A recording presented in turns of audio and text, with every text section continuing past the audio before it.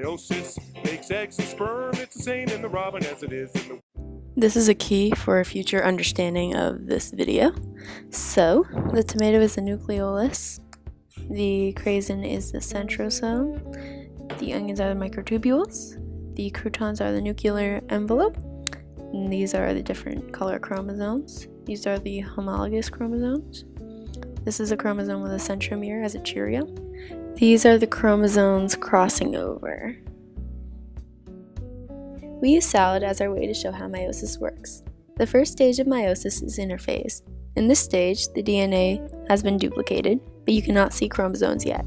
Next, in prophase 1, the nuclear envelope, which is represented by croutons, breaks down. Then, the chromatin coils up to create chromosomes, which are represented by colorful corn strips.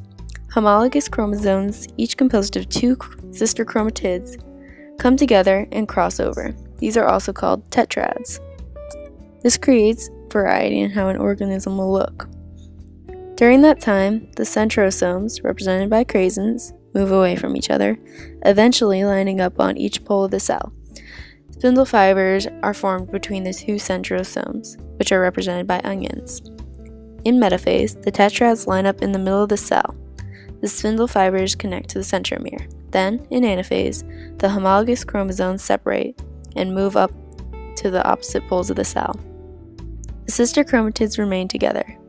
Next, in telophase, the cell begins to stretch and a cleavage furrow is formed.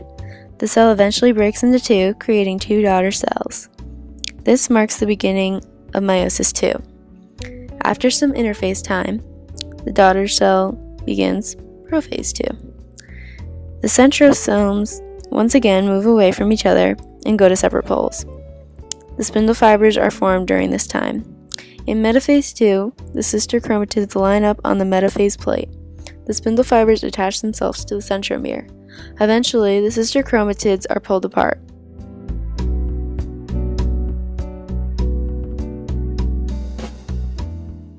One daughter chromosome goes to one pole and the second daughter chromosome goes to the other pole. Finally, in telophase 2, the daughter cells break apart again, and as a result, 4 daughter cells have been created.